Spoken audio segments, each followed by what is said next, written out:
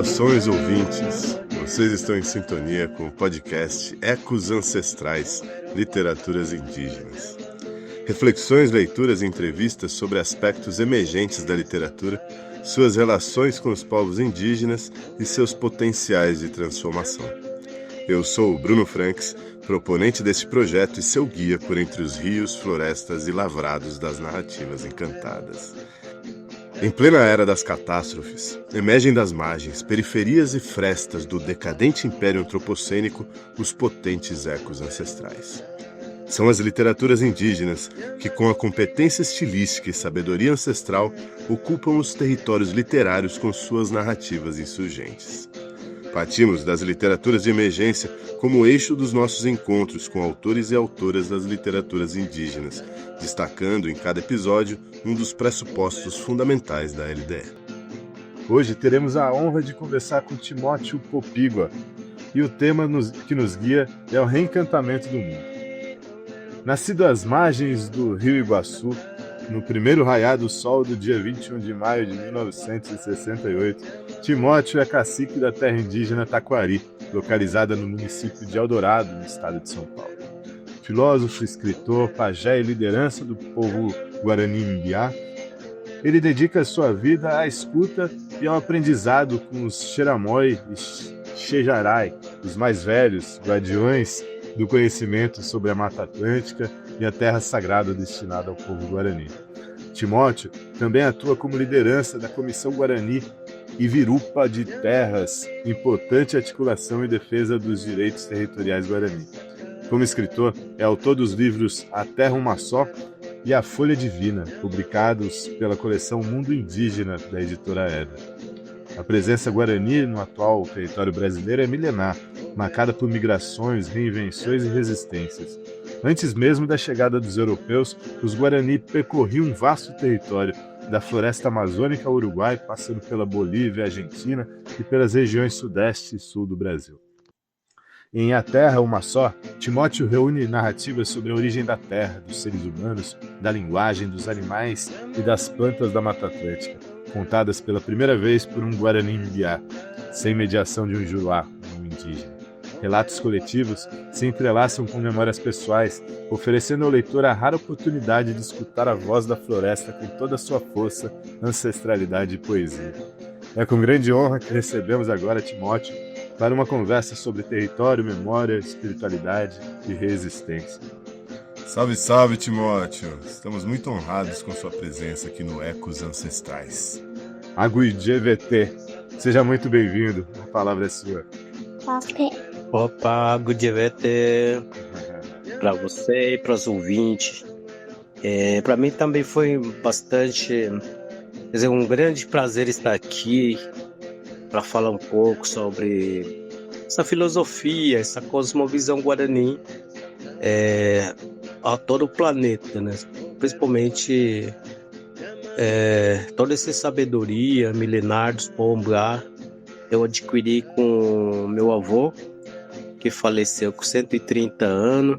Uau. E muito ensinamento sobre todos esses elementos, né, da natureza, e eu aprendi ouvindo, né? Eu aprendi ouvindo, como a nossa educação é oralidade, então eu pelo menos aprendi com meu avô ouvindo ele, né? Meu nome é Timóteo, né? Me conhece como Timóteo em português, em Guarani, Veratupã. Então vamos começar falando um pouco do que seria a literatura indígena para você, Timóteo Veratupã. Quais as potências que essas literaturas carregam? Você acabou de comentar das cosmologias, cosmovisões guarani, que são passadas, né, por você através dos textos literários. O que são literaturas indígenas? Bom, a literatura para nós, como existe no Brasil 200 povos diferentes e cada povo tem sua própria forma, né, de ver o mundo, e o Guarani não é diferente, a gente tem a nossa forma própria de ver o mundo, né? E a literatura no contexto geral, né, se a gente pegar a literatura não guarani, não indígena, tem o fim estética, né? E a nossa literatura ela traz uma coisa muito real, né? Não é inventada, não é uma coisa ficcional. Literatura traz uma história, uma narrativa que fortalece todo esse meios, né? Nossa vivência entre os Guarani, juntamente, principalmente com essa harmonia com a natureza. Muito tempo passado, antes da chegada do não indígena, o Guarani fazia toda essa cultura acontecer, essa cultura de ter essa plena realidade, né? De trazer, acontecer dentro do Tecoá, com os tiramões, com o Tidiarã, com o jovem, com as mulheres, Então, tinha essa capacidade de fortalecer o coletivo. Não existiu, até hoje não existe, essa individualidade, né? Por exemplo, a gente tem Tecoá, que é uma aldeia. Tecó é uma vida onde acontece nossa vida, nossa forma de se organizar. E a literatura, ela não traz, na nossa percepção, o ensinamento, né? O mais velho conta a história, conta a história real, e para seguir, ser obediente, seguir esse ensinamento de Nyanderu. O grande professor que nos ensinou antes de escrita, antes de ver todas essas escrituras, o próprio Nyanderu. Deus criou o mundo, criou todas essas belezas, a natureza, o rio nascente, e ensinou o Guarani. Então, ele foi grande professor. E até hoje nós temos esse conhecimento. E a literatura é uma literatura verbal, onde nós aprendemos com mais velhos. Por isso, para hoje, por exemplo, eu sou escritor, escrevo,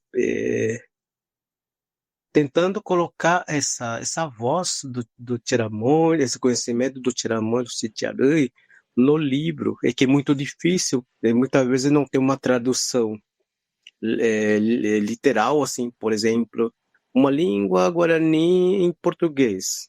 Não tem uma tradução que possa traduzi-la conforme literal, né? Mas mesmo assim teve bastante desafios para mim colocar toda essa palavra, né, essas belas palavras, que possa o leitor se sentir ali, se sentir contemplada, né, com o conhecimento guarani. E sentir essa cosmovisão através da leitura dos livros, né, que é uma literatura viva, uma literatura que tem espírito. Não é uma coisa assim, a gente inventou uma ficcional, a gente escreve, por exemplo, aquele do primeiro livro que eu escrevi, Terra Uma Só. Levei 3 anos, pegava um lápis qualquer, pegava livro, escrevia ali, e depois que eu colocava o computador. E aí, a partir de 3 anos depois, eu cheguei à conclusão agora. Eu acho que deu para mim talvez uma visão mais ampla, né, que eu tenho nesse momento ali, no livro que vou passar, porque eu já tenho meu conhecimento. Os Guarani, se eu falar em Guarani, sobre isso, o Guarani já sabe, não precisa escrita ali para entender. Mas para o não indígenas, ou povos não Guarani, que o Juruá, nós chamamos de Juruá, ele está atrelado num patamar que muitas vezes são, digamos assim, que não é real, né? E eu tenho que trazer esse livro, tanto é que eu recebi muitos e-mails, né, na época da, Pandemia? da pandemia, né, a pessoa comprava e, nossa, eu li seu livro e me deu eu estava ali parado ali na minha salinha, no meu quarto, resguardo total, mas eu acho que o livro faz com que eu possa me movimentar ali, caminhar, pensar, repensar e enxergar o mundo de tal maneira que eu não tinha conhecido. Então, é isso o meu, como eu escrevi no livro, eu quero que o meu leitor se sente, como disse, contemplada do conhecimento guarani. Esse é o meu objetivo de escrever e também, como diz a literatura, tem um potencial de mudar o pensar das pessoas, né? Tem poder de que a pessoa possa mudar, porque, no meu ponto de vista, a gente fala aqui, como só também é, se reúne bastante com tiramóicos mais velhos, que o mundo, ela continua do jeito que está, né? Mas que é necessário que o vivente da Terra, ou seja, seres humanos, possa entender e compreender como a vida pode fluir numa forma assim que seja benéfica para o dia a dia, no ambiente, né, familiar, amigos. É necessário que tenha esse livro que conta a realidade. É assim que eu entendo. Que legal. O senhor falou bastante aspectos importantes, né, da sua perspectiva do porquê o senhor escreve, né, para chegar a esses ensinamentos que circulam pela oralidade, né, entre os Guarani, mas aí através da literatura pode chegar para os não Guarani, para os Juruá também. Né? Uhum. O senhor comentou certa vez que ao mostrar seus livros aos mais velhos, ouviu deles que isso era algo para os Juruá, né? Que na aldeia as histórias precisam continuar sendo contadas pela oralidade.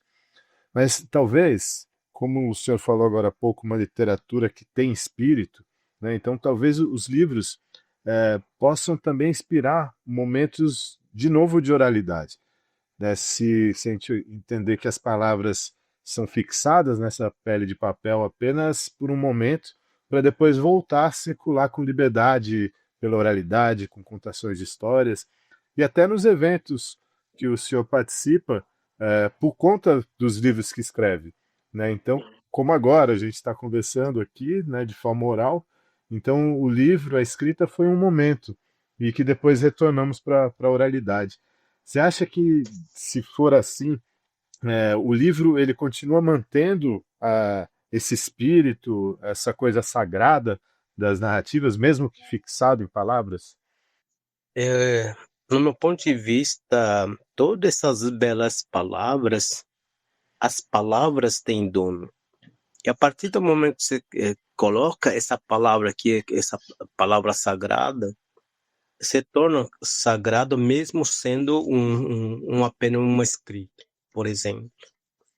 É, por isso, é muito pessoas que adquiriram esse livro, eles diziam assim, nossa, mas eu lia 10, 20 vezes esse livro. E eu guardei um pouco lá e depois fui pegar de novo.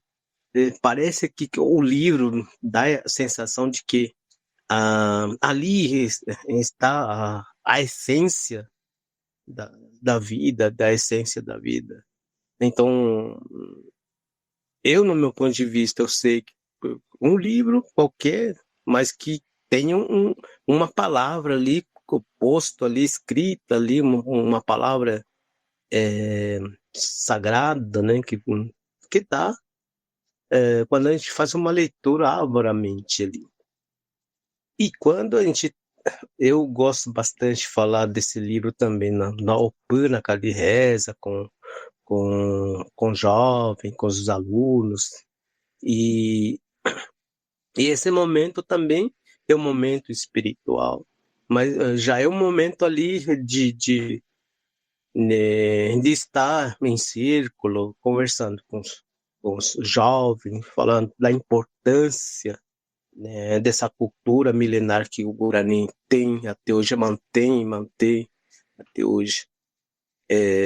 Mas o livro, ela realmente é um livro, né? Dificilmente eu entendo que na época, né, de quando eu estava quase lançando, fui na época com grande orgulho, me lembro dele, ele já é falecido, mas o José Fernandes chegava para ele, abraçava ele, né, com bastante assim alegre, né? Eu dizia, nossa, eu escrevi um livro, vou lançar. Daí não deu nem importância nenhuma. De repente eu falei assim, mas por que será? E depois ele me virou, não fica triste. Falou assim, não, porque o livro, para mim, ele falou assim, né? Para mim, como sou mais velho, eu entendo, eu sou pajé, não precisa leitura, né? Mas para o Jurá é importante para que o Jurá possa entender, o Jurá possa compreender o mundo, o universo do Guarani. Isso é importante, ele falou. Então, me deu mais uma força para que eu possa, né, levar esse conhecimento ao mundo não indígena, né, que possa entender, compreender esse livro, né? Uma palavra que pode mudar tudo, entendeu? Que legal. É na linha do reencantamento do mundo, né, que a gente está propondo como tema desse podcast aqui, desse episódio. Eu peço licença para comentar um pouco sobre isso. A gente está falando aqui em superar dicotomias que moldaram profundamente o pensamento ocidental, né? Cultura versus natureza, indivíduo versus sociedade, razão e emoção, ciência, espiritualidade. Aqui se propõe, em lugar disso, uma nova cosmovisão planetária, intercultural, que reconheça a interconexão e a interdependência entre todos os seres, orgânicos e inorgânicos, visíveis e invisíveis. É uma perspectiva que valoriza a cooperação, a horizontalidade, a autogestão dos territórios, respeitando as múltiplas e efêmeras manifestações do sagrado universal em sua originalidade e potência. É um chamado à valorização do bem comum, das comunidades e do bem viver, em oposição ao processo do desencantamento do mundo, aquele movimento que retirou a sacralidade da terra e jogou lá nos céus, inatingível, e que depois acabaria por eclipsar a própria razão, pela fragmentação e pedantismo do conhecimento. O reencantamento, por sua vez, busca restaurar as dimensões que foram apagadas pela racionalização moderna. Essas dimensões seguem vivas nas epistemologias indígenas, pautadas nas cosmologias ancestrais, historicamente silenciadas ou desconsideradas. E a literatura, nesse contexto, é um poderoso instrumento de encantamento. Ela estimula a imaginação e a criatividade. No universo literário, tudo é possível. As barreiras céticas do leitor se flexibilizam, ao menos durante o ato da leitura. Isso cria um ambiente fértil para a apresentação de narrativas aparentemente fantásticas, que em outros espaços poderiam ser prontamente questionadas pelo positivismo racionalista, gerando distanciamento, impedindo o encontro intercultural. Então, aos olhos do ocidental, as artes, os sonhos e a literatura talvez sejam os últimos refúgios em que se permite que o mundo ainda seja encantado. E, Timóteo, ao comentar sobre o chamado reencantamento do mundo, o senhor nos lembra que, para os Guarani, o mundo nunca perdeu seu encanto, né? E o que precisa mudar, então, não é o mundo, mas o olhar de quem o vê como mercadoria. Como o senhor enxerga essa desconexão do Juruá com a terra e com o sagrado? E de que forma o pensamento guarani pode contribuir para curar essa visão fragmentada, essa visão separada que domina a sociedade dos não indígenas, dos Juruá? Sim, exatamente o que você falou, né? Porque o mundo continua sendo encantado, né? Tudo que existe no mundo é toda similitude. E que Nhanderu criou. Esse mundo é grande jardim. As flores, as árvores, nascentes, nuvens, tudo Nhanderu criou. E no seu ensinamento, Nhanderu dizia para que nós, ser vivente da terra, possamos cuidar dessa grande jardim na qual Nhanderu criou. Para que esse jardim seja cada vez mais, tenha essa prosperidade. Mas ao passar do tempo, como eu disse, muito tempo se passou, muitos anos se passou. E os seres humanos, né, começou a perder essa essência.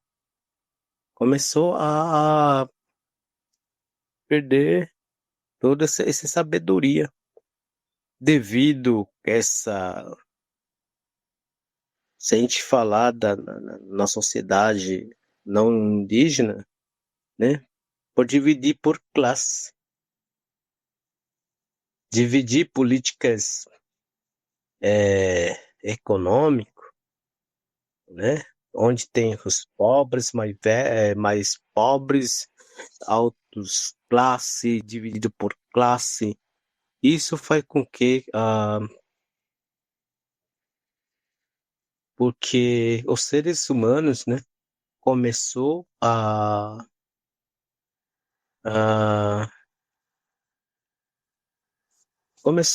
seguir outro rumo para que ele possa viver devido a essa grande massa de manobras do poder econômico.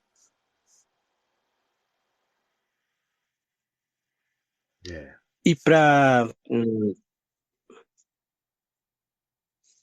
ter equilíbrio no mundo, não vai precisar de dinheiro, de riqueza, né? O que vai menos impactante para o nosso planeta, para o nosso mundo, vai ser a nossa obediência. Obediência significa não obedecer, mas sim se refletir, pensar como restaurar mais uma vez a nossa essência para viver sem covardia, viver com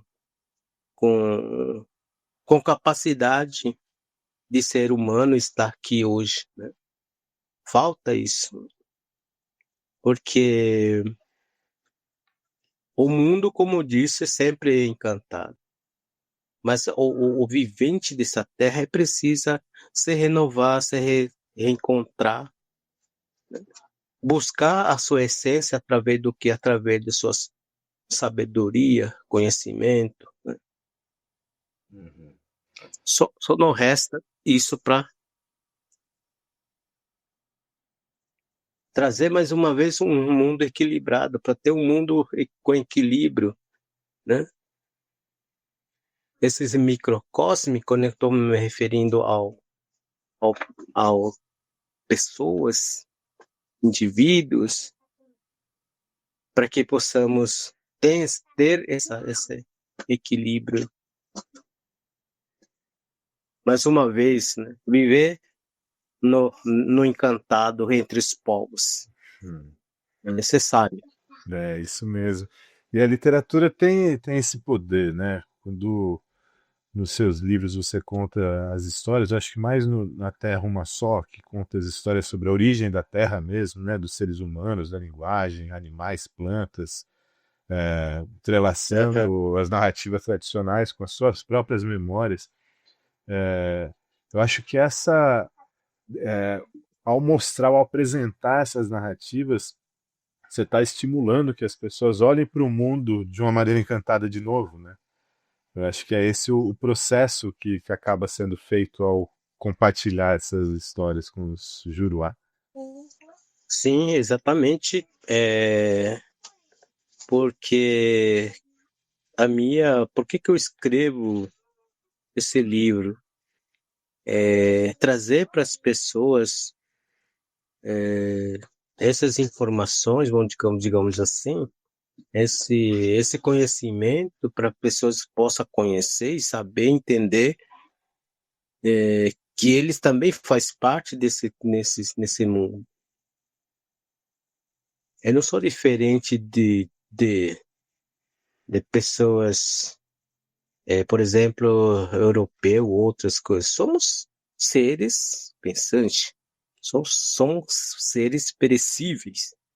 É necessário essa união de pensamento. Sim, com certeza. Por essa razão,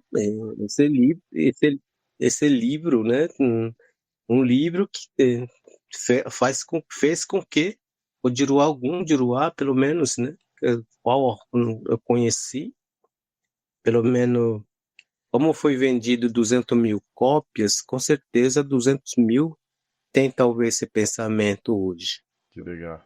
É claro, um trabalho de formiguinha, mas é necessário. Sim, muito bom.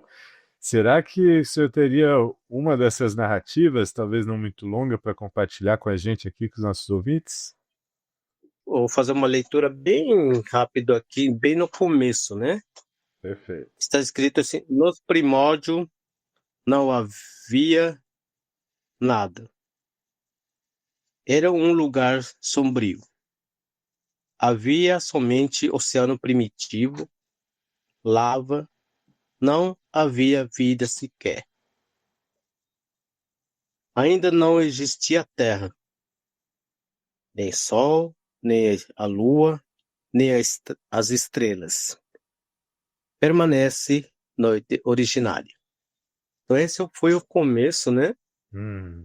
Que escrevi esse livro, né? Na minha língua seria Uma Nyanderu Uwe Ombojira. Aí já vem daí põe daí põe já chư daí põe cora daí põe já tá assim é contada, né? Nyanderu Tenondegua, Nyamandu, nosso primeiro pai.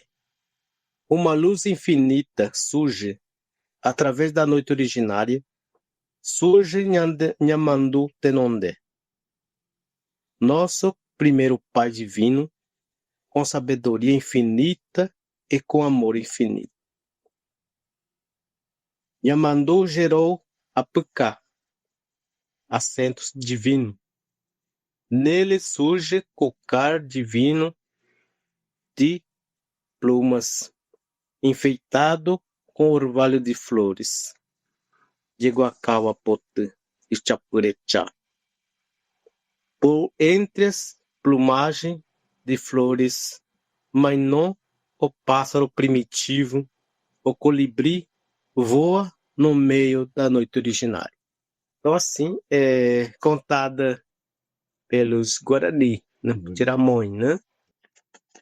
Que bonito, que bonito. Gratidão pela leitura, e ainda mais em Guarani também. Você fazendo ainda a tradução junto para a gente entender. Lindo, muito bonito. Parabéns, obrigado. Queria agora comentar sobre a Folha Divina, que é muito bonito também. É um outro estilo, né? O senhor narra a origem da erva mate como um presente sagrado de Nyanderu, transforma sua filha em árvore para fortalecer e alegrar o espírito do povo. Mas o livro também denuncia a apropriação capitalista da Kaa, né, pelos Juruá, os impactos disso na Mata Atlântica. E como se houver esse contraste, então, entre o uso sagrado da erva mate como uma planta mestra pelos Guarani e a lógica de exploração do mundo não indígena?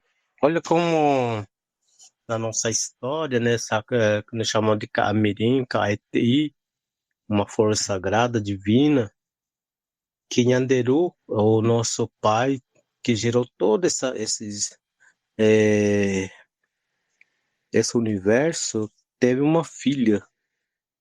E essa filha, ela deixou aqui na Terra em forma de car, que é a folha sagrada, né? Uma árvore, para que os Guarani possam fazer, né? Através desse ritual, através dessa cerimônia, o Guarani possa receber nomes. Por exemplo, o Solverá. E se não existisse esse árvore sagrado, o Guarani não teria nomes.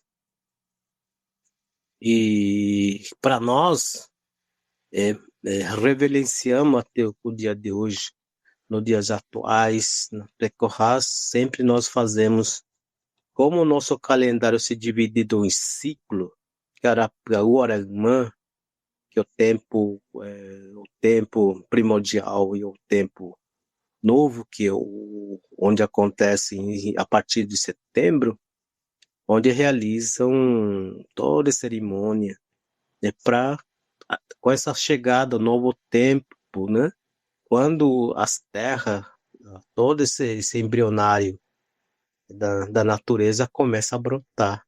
E o renascimento, né, da vida, né, desses seres das florestas também, onde nasce os Guarani, né?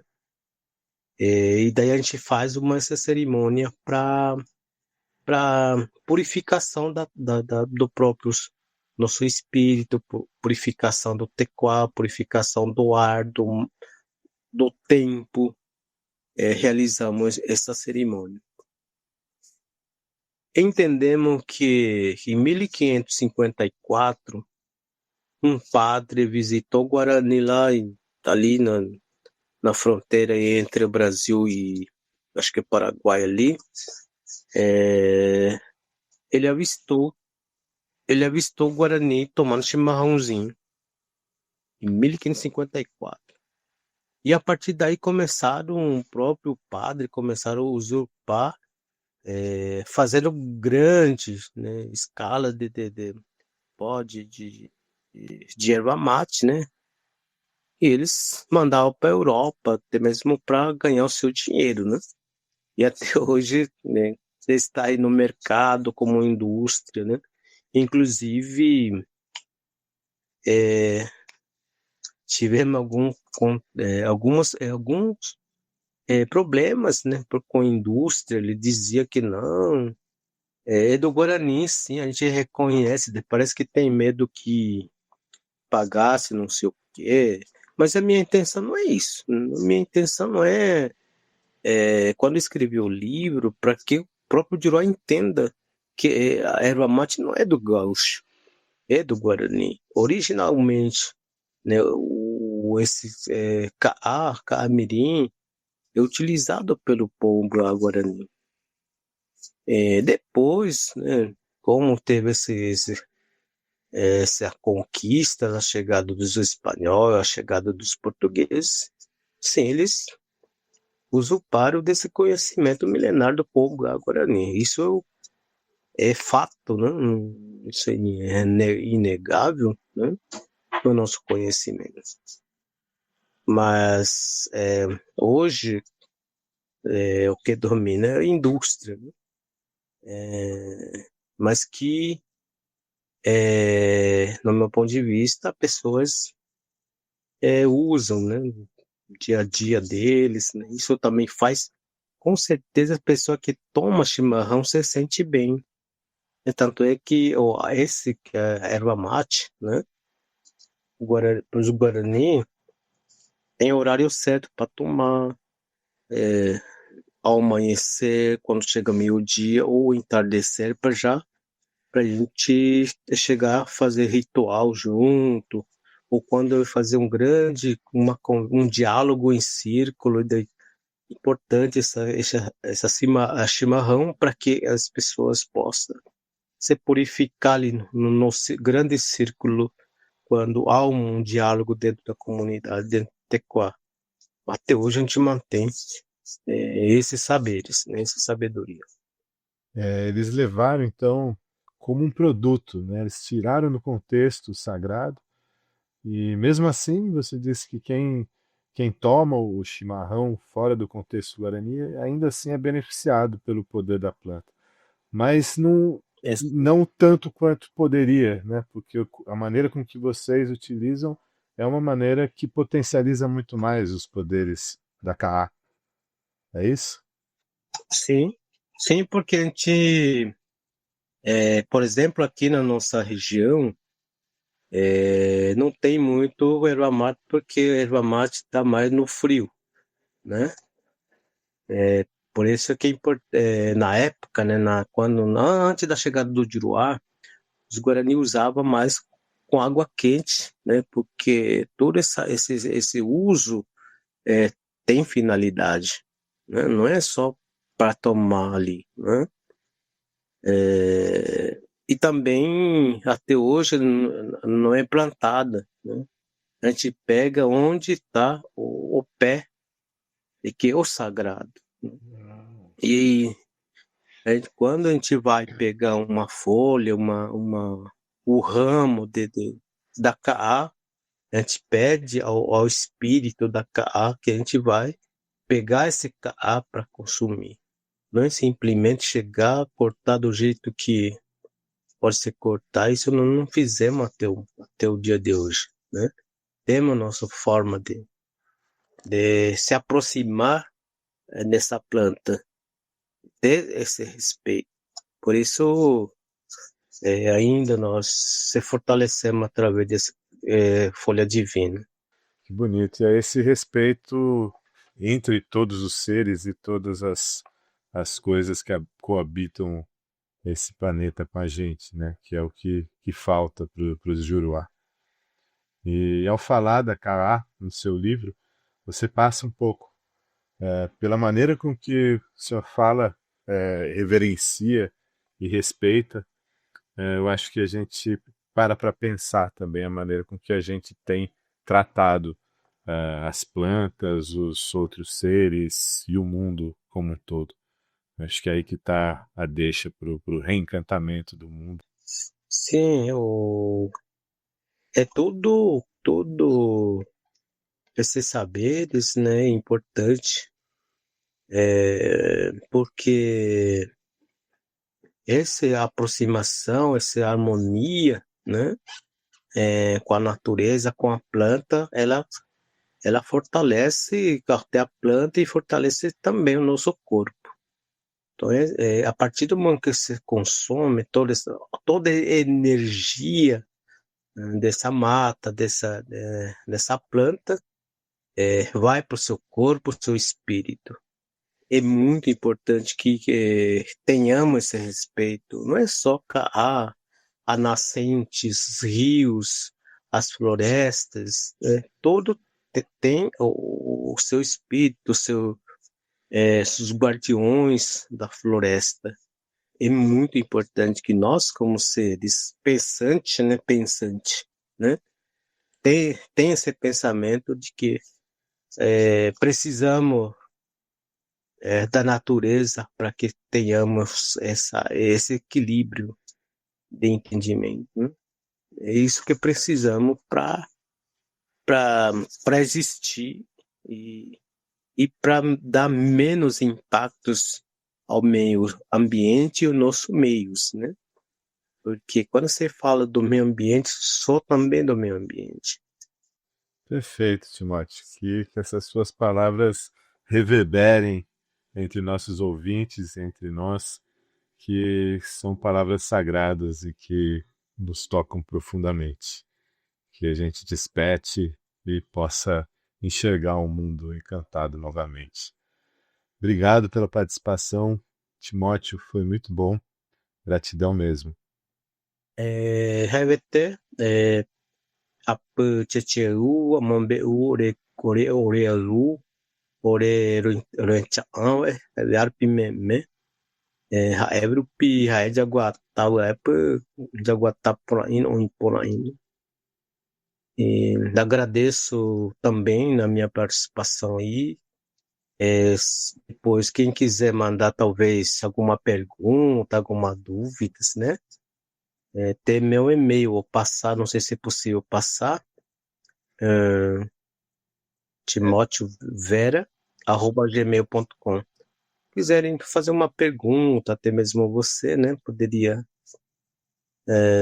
porque é muito importante não se desconectar o próprio nós, por exemplo, né? O nosso olhar e nosso pensamento, né? Que sempre está em consonância, né, com o nosso pensar, a forma de ver o mundo. Perfeito. Aí A gente seguir estimulando essa conectividade que de repente pode estar começando aqui com muita gente, né? Vou fazer o encerramento aqui. Agradecemos profundamente ao cacique Timóteo Popiguá por compartilhar conosco sua sabedoria, sua trajetória e suas palavras tão potentes. Que essa conversa siga ecoando em nós como um canto de retomada, de escuta e de encantamento.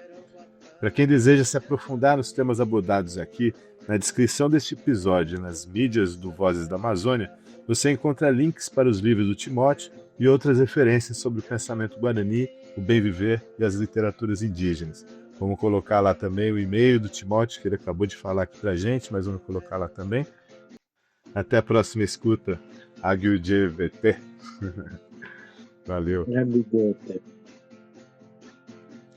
Este foi mais um episódio do Ecos Ancestrais, Literaturas Indígenas. Siga o podcast na sua plataforma preferida, compartilhe com quem você acha que gostaria ou deveria ouvir essas vozes e continue caminhando conosco por entre as trilhas das palavras encantadas. Para quem deseja se aprofundar nos temas abordados aqui, sugiro dar uma olhadinha na descrição do episódio e nas mídias do podcast, onde será possível encontrar links para os livros e as produções mencionadas, além de outras referências sobre as literaturas indígenas e as literaturas de emergência. Este projeto foi realizado através da Fundação Municipal de Educação, Turismo, Esporte e Cultura da Prefeitura de Boa Vista, capital de Roraima, com apoio da Lei Paulo Gustavo, do Ministério da Cultura e Governo Federal. Neste episódio, fomos acompanhados pela gravação de uma música tradicional guarani, tocada e cantada por Timóteo Popiguá, que nos explica a seguir sobre seus significados. Na sequência, aproveite para ouvir mais um pouquinho. Gratidão e até a próxima. Essa música fala do sol.